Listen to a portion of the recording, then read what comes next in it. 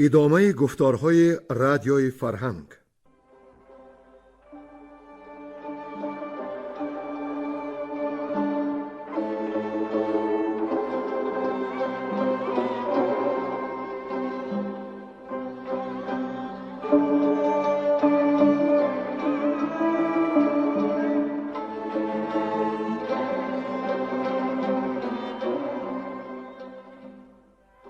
بسا رنج بردم در این سال سی، عجم زنده کردم بدین پارسی.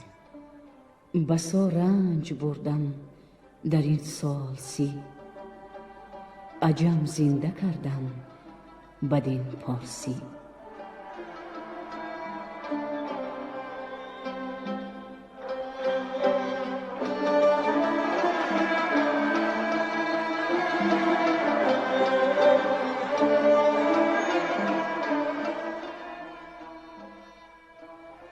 محفل ادبی به استقبال جشن هزاره شاهنامه بیزوال ابوالقاسم فردوسی. صدر محفل لایق شیرالی.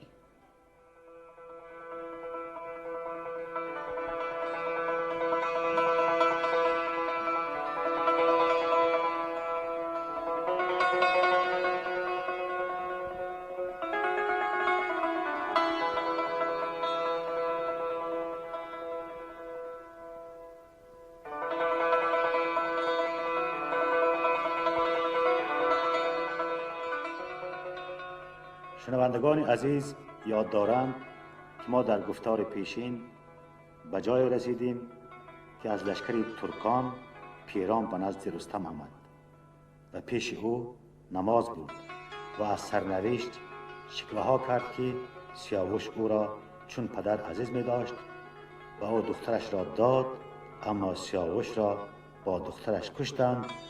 بسا رنج و سختی به سرش آوردند، اما از افراسیاب جای گریز ندارد. اما با رستم آشتی می‌خواهد، نه جنگ.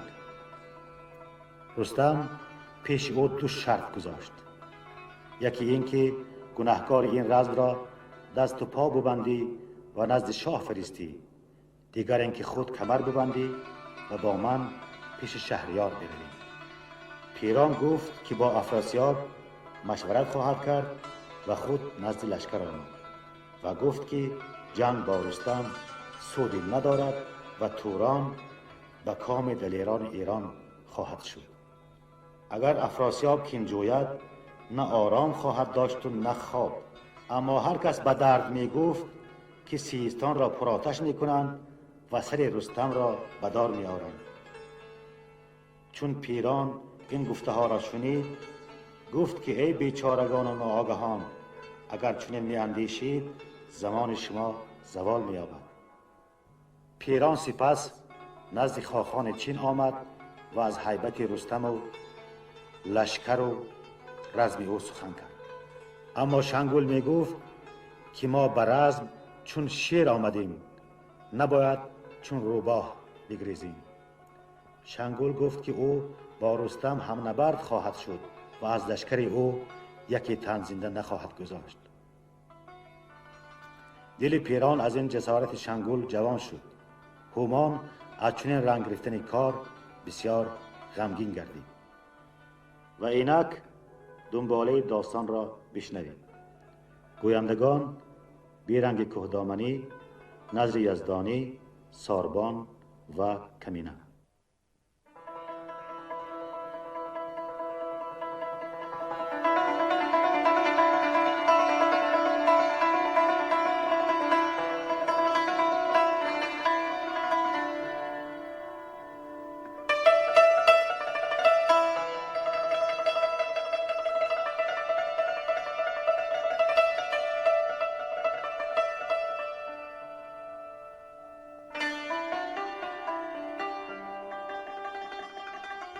سخن گفتن رستم با لشکر خویش.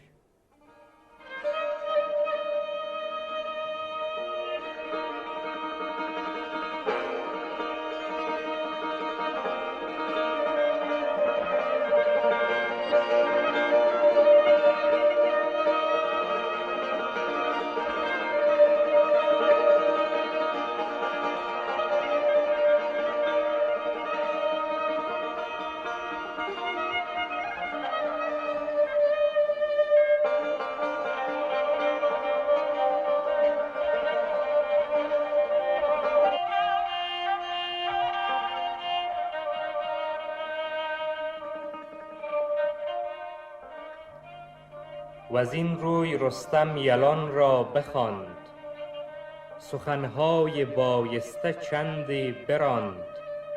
چو توس و چو گودرز و رهام و گیو، فریبرز و گستهم و خراد نیو. چو گرگین کارآزموده سوار، چو بیژن فروزنده کارزار. تهمتن چنین گفت کای بخردان، هشیوار و بیدار دل موبدان. کسی را که یزدان کند نیک بخت، سزاوار باشد ورا تاج و تخت. جهانگیر و پیروز باشد به جنگ، نترسد ز پیل و نهنگ و پلنگ. ز یزدان بود زور ما خود که ایم، بدین تیره خاک اندرون بر چه ایم. نباید کشیدن کمان بدی، ره ایزدی باید و بخردی. که گیتی نماند همی بر کسی، نباید بدو شاد بودن بسی. هنر مردمی باشد و راستی، ز کژی بود کمی و کاستی. چو پیران بیامد بر من دمان، سخن گفت با داغ دل یک زمان. که از نیکویی با سیاوش چه کرد، چه آمد بر رویش ز تیمار و درد. فرنگیس را از دم اژدها، به گفتار او بود که آمد رها. ابا آن که اندر دلم شد درست، که پیران به کین کشته آید نخست. برادرش و فرزند در پیش اوی، بسی با گهر نامور خویش اوی. ابر دست کیخسرو و افراسیاب، شود کشته این دیدم من به خواب. چنان دان که یک تن نماند به جای، مگر کشته افگنده در زیر پای. ولیکن نخواهم که بر دست من، شود کشته این سرور انجمن. که او را جز از راستی پیشه نیست، ز بد در دلش هیچ اندیشه نیست. گریدون که باز آرد آن را که گفت، گناه گذشته بباید نهفت. گنهکار با خواسته هرچه بود، سپارد به ما کین نباید فزود. از آن پس مرا جای پیکار نیست، به از راستی در جهان کار نیست. وز این نامداران با تخت و پیل، سپاهی بدین سان چو دریای نیل. فرستد به نزدیک ما تاج و گنج، از ایشان نباشم از آن پس برنج. پذیرند یک یک ز ما باج و ساو، که با ما ندارند پیکار تاو. نداریم کس را به کشتن نگاه، که نیکی دهشمان خرد داد و راه. جهان پر ز گنج است و پر تاج و تخت، نیابد همه بهره جز نیک بخت. چو بشنید گودرز بر پای خاست، بدو گفت کای مهتر داد و راست. ستون سپاهی و زیبای گاه، فروزان به تو تاج و تخت و کلاه. سر مایه توست روشن خرد، روانت همی از خرد برخورد. ز جنگ آشتی بیگمان بهتر است، نگه کن که گاوت به چرم اندر است. بگویم یکی پیش تو داستان، کنون بشنو از گفته باستان. که از راستی جان بدگوهران، گریزد چو گردن ز بار گران. وریدون که بیچاره پیمان کند، بکوشد پس آن را دگرسان کند. چو کژ آفریدش جهان آفرین، تو مشنو سخن زو و کژی مبین. نخستین که ما رزمگه ساختیم، سخن رفت و زین کار پرداختیم. ز پیران فرستاده آمد برین، که بیزارم از جنگ و از دشت کین. میان بستم بندگی شاه را، نخواهم بر و بوم و خرگاه را. بسی پند و اندرز بشنید و گفت، که از این پس نباشد مرا جنگ جفت. شبم گفت بپسیچم این کار تفت، به خویشان بگویم که بر ما چه رفت. مرا تخت و گنج است و هم چارپای، بدیشان بمانم سزاوار جای. بگفتیم از ایدر بیایی رواست، به ایران تو را تخت و گنج و نواست. یکی گوشه گیر تا نزد شاه، ز تو آشکارا نگردد گناه.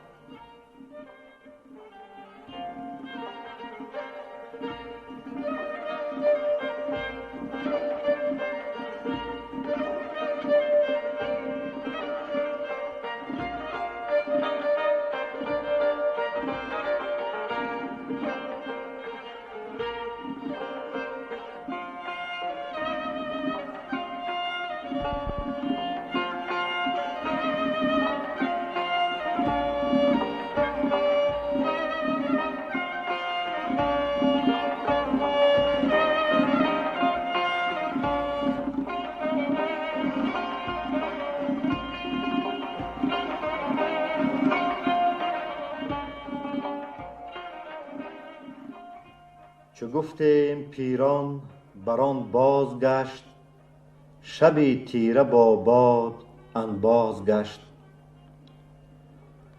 هیون فرستاد نزدیک شاه، که لشکر بیارای کامد سپاه. تو گفتی که با ما نرفت آن سخن، نه سر بود از آن کار پیدا نه بن. دهم روز لشکر به هامون کشید، جهان سراسر سپه گسترید. کنون با تو ای پهلوانی سپاه، یکی دیگر افگند بازی براه. کنون از کمندی تو ترسیده شد، روان را که ترسیده از دیده شد. همه پشت ایشان به کاموس بود، سپه بود چو منشور و فرتوس بود. چو کاموس را بخت برگشته دید، به خمی کمند اندرون کشته دید. دری آشتی کوبد اکنون همه، نیارد نشستن به هامون همه. چو داند که تنگ اندر آمد نشیب، به کار آورد رنگ و بند و فریب. گنهگار با گنج و با خواسته، که گفته است پیش آرم آراسته. ببینی که چون بردمد زخم کوس، به جنگ اندر آید فریبرز و طوس. سپهدار پیران بود پیش رو، که جنگ آورد هر زمان نو به نو. دروغ است یکسر همه گفتی اوی، نباشد جز از اهریمن جفتی اوی. اگر نشنوی سر به سر پند من، نگه کن به بهرام فرزند من. سپه را بدان چاره اندر نشاخت، به ما بر کمین بران سان بساخت. ز گودرزیان روز جنگ و نبرد، چنان گورسان پدیدار کرد. که تا زنده ام خون سرشکی من است، یکی تیغ هندی پزشکی من است. چو بشنید رستم به گودرز گفت، که گفتار تو با خرد باد جفت. چنین است پیران و این راز نیست، که این پیر با ما هم آواز نیست. ولیکن من از خوب کردار اوی، نجویم همه تیز پیکار اوی.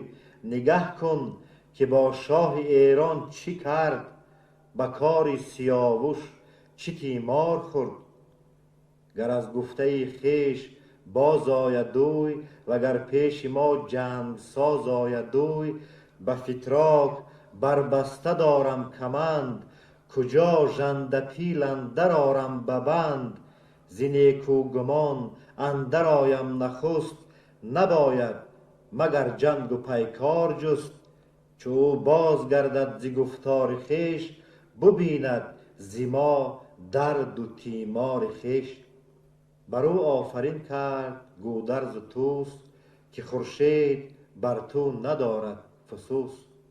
به نزدیک تو رنگ و بند و دروغ، سخنهای پیران نگیرد فروغ.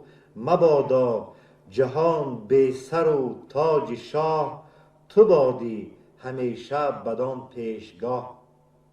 چنین گفت رستم که شب تیره گشت، ز گفتارها مغز ما خیره گشت. بباشیم تا نیم شب می خوریم، دیگر نیمه تیمار لشکر بریم. ببینیم تا کردگار جهان، در این آشکارا چی دارد نهان. به ایرانیان گفت کامشب به می، یکی اختر افکنم نیک پی. که فردا من آن گرز سامی سوار، که کردم به مازندران کارزار. به گردن برآرم شوم سوی جنگ، بدانگه کجا پای دارد نهنگ. سراپرده و افسر و گرز و تاج، همان ژنده پیلان و هم تخت عاج. بیارم سپارم به ایرانیان، اگر تاختن را ببندم میان. برآمد خروش ز جای نشست، از آن نامداران خسرو پرست. سوی خیمه خویش رفتند باز، به خواب و به آسایش آمد نیاز.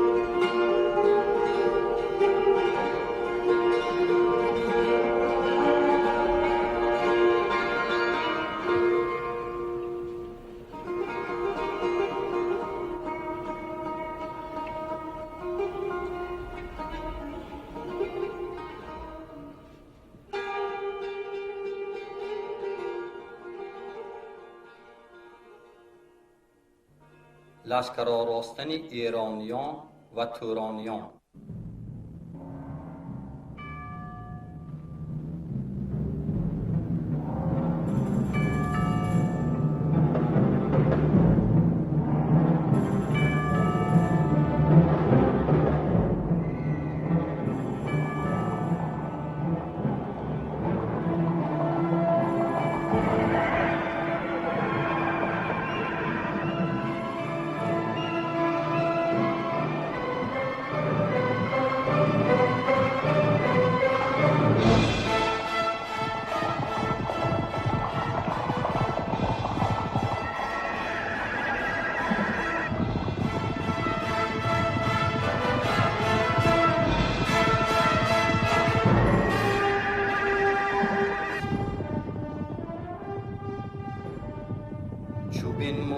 خورشید رخشان کلاه، چو سیمین سپر گشت رخسار ما.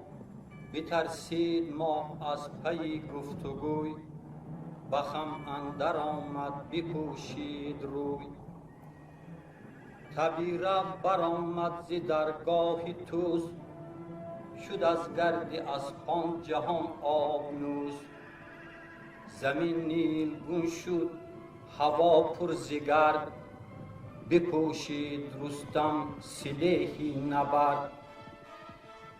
رده برکشیدند ایران سپاه، پسر جنگ جوی و پدر کینه خواه.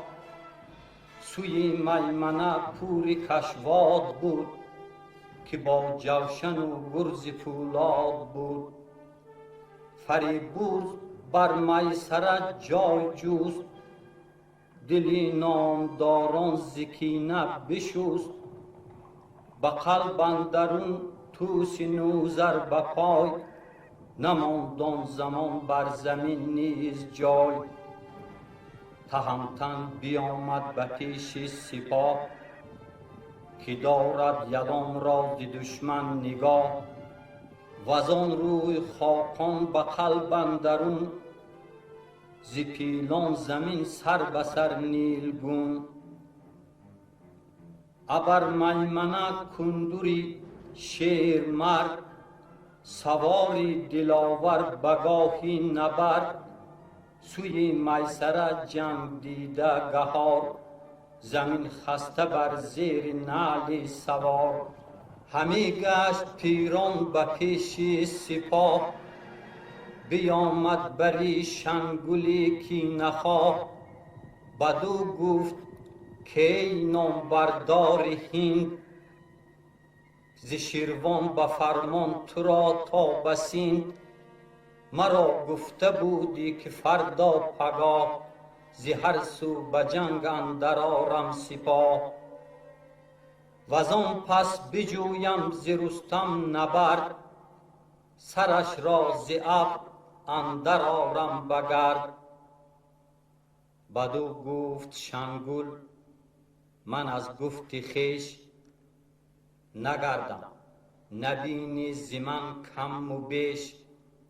شوم هم کنون پیش آن گردگیر، تنش را بدوزم به پیکان تیر. از او کین کاموس جویم به جنگ، بر ایرانیان بر کنم کار تنگ.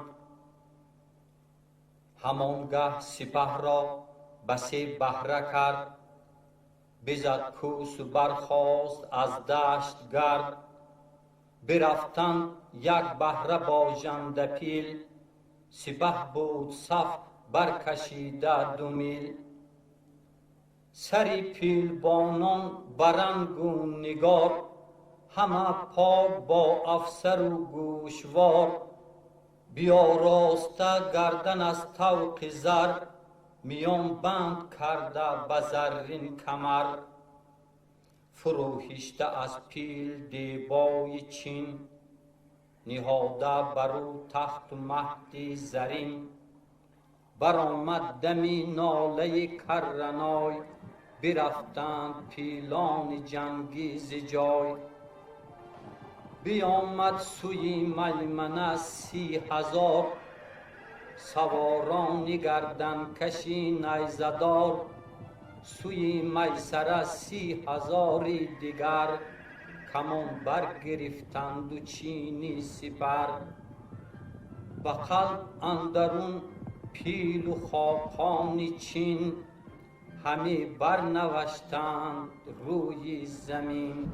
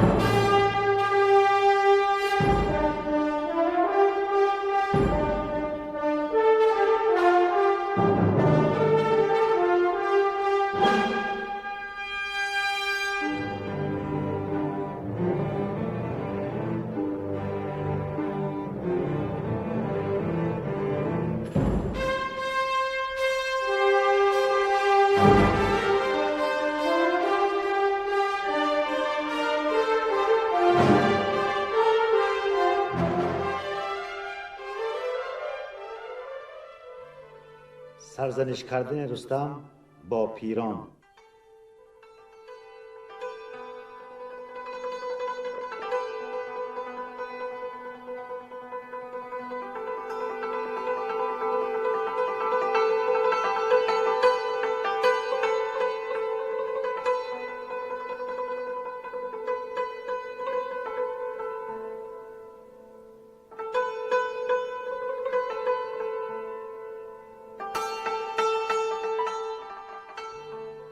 همی رفت شنگل میان دو صف، یکی تیغ هندی گرفته به کف، یکی چتر هندی ز سر تا به پای، گرفته همه چتر پر همای. پس پشت و دست چپ و دست راست، همی رفت با او از آن سو که خواست. چو پیران چنان دید دل شاد کرد، ز رزم تهمتن سر آزاد کرد. به هومان چنین گفت که امروز کار، به کام دل ما کند روزگار. بدین ساز و چندین سوار دلیر، سرافراز هر یک به کردار شیر. تو امروز پیش صف اندر مپای، یک امروز و فردا مکن رزم رای. پس پشت خاقان چینی بایست، که در رزم بودن تو را روی نیست.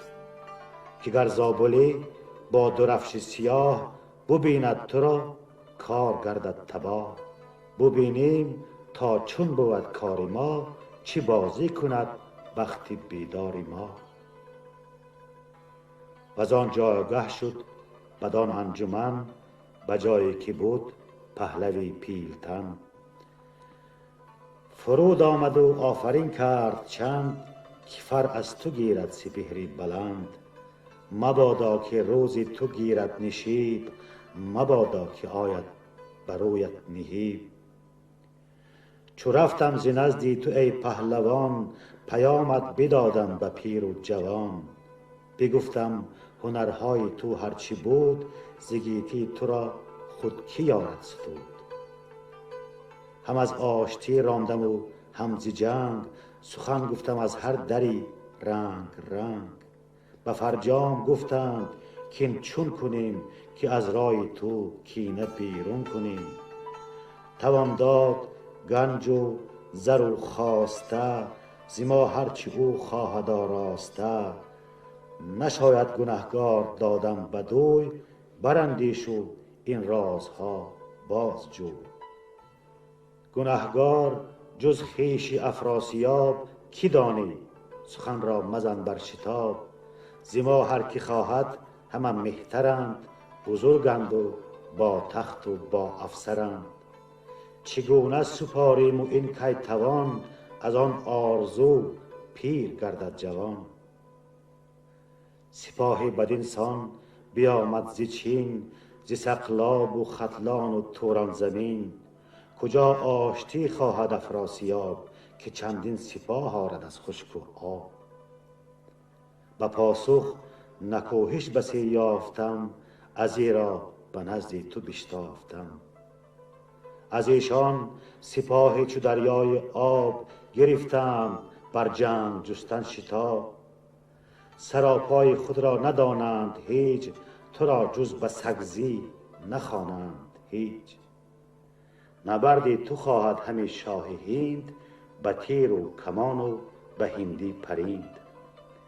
مرا این درست است که از پیلتن، به فرجام گریان شوند انجمن. چو بشنید رستم برآشفت سخت، به پیران چنین گفت کای شوربخت. چی داری چنین بند و چندین فریب، کجا پای داری تو اندر نهیب. چو دیدم کنون دانش و رای تو، دروغ است یکسر سراپای تو. بغلطی همی خیره در خون خویش، بد است این وزین بدتر آید پیش. اگر دوزخ استی بهشت است جای، ز بومی که داری همی زیر پای. مگر گفتم این خاک بیداد شوم، گذاری بیایی به آباد بوم. چنین زندگانی نیارد بها، که باشد سر اندر دم اژدها. ببینی مگر شاه با داد و مهر، جوان و نوازنده و خوب چیر. تو را خوردن مار و چرم پلنگ، همی خوشتر آید ز دیبا و رنگ. ندارد کسی با تو زین داوری، ز تخم پراکنده خود برخوری. بدو گفت پیران که ای نیک بخت، برومند و شاداب و زیبا درخت. سخنها کی داند جز از تو چنین، که از مهتران بر تو باد آفرین. مرا جان و دل زیر فرمان توست، همیشه روانم گروگان توست. یکیم شب زنم رای با خویشتن، بگویم سخن نیز با انجمن. بیامد همانگه میان سپاه، دلش پر دروغ و سرش کینه خواه.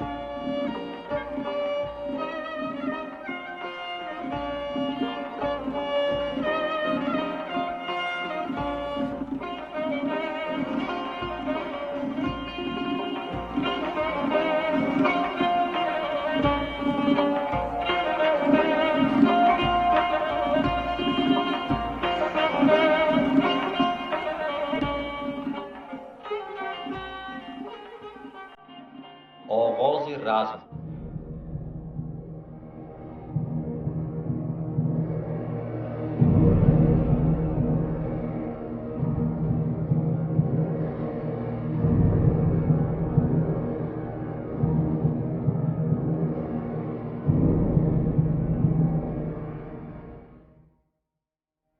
چو برگشت پیران ز هر دو گروه، زمین شد به کردار رخشنده کوه. چنین گفت رستم به ایرانیان، که من جنگ را بسته دارم میان. شما یک به یک سر پر از کین کنید، گروه‌های جنگی پر از چین کنید. که امروز رزمی بزرگ است پیش، پدید آید اندازه گرگ و میش. مرا گفته بود آن ستاره شناس، از این رزم بودم دل اندر هراس. که رزمی بود در میانی دو کوه، جهان را بشوید به خون هم گروه. شوند انجمن کار دیدن میهان، در آن رزم بی مرد گردد جهان. پی که نهان گردد از روی بوم، شود گرز پولاد بر سان موم. هر آن کس که آید بری من به جنگ، شما دل مدارید از آن کار تنگ. دو دستش ببندم به خمی کمند، اگر یار باشد سپهری بلند. شما سر به سر همگنان هم گروه، مباشید از آن نامداران ستوه. مرا گر به رزم اندر آید زمان، نمیرم به بزم اندرون بی گمان. به نامی نکو گر بمیرم رواست، مرا نام باید که تن مرگ راست. تو را نام باید که ماند دراز، نمانی همی کار چندین مساز. دل اندر سرای سپنجی مبند، بسیمین مشو در سرای گزند. اگر یار باشد روان با خرد، به نیکو به بد روز را نشمرد. خداوند تاج و خداوند گنج، نبندد دل اندر سرای سپنج. چنین داد پاسخ بر رستم سپاه، که فرمان تو برتر از چرخ و ماه. چنان رزم سازیم با تیغ تیز، که ماند ز ما نام تا رستخیز. ز دو روی تنگ اندر آمد سپاه، یکی ابر گفتی برآمد سیاه، که باران او بود شمشیر و تیر، جهان شد به کردار دریای قیر. ز پیکان فولاد و پر عقاب، سیه گشت رخشان رخ آفتاب. سنانهای نیزه به گردن درون، ستاره بپالود گفتی بخون. جرنگیدنی گرزه گاوچهر، تو گفتی همه سنگ بارد سپهر. درخشیدنی تیغ الماس گون، شده ابر و باران آن ابر خون. به خون و به مغز اندرون خار و خار، شده غرق و ترکی سران چاک چاک. چنین گفت گودرز با پیرسر، کتاب من به مردی ببستم کمر.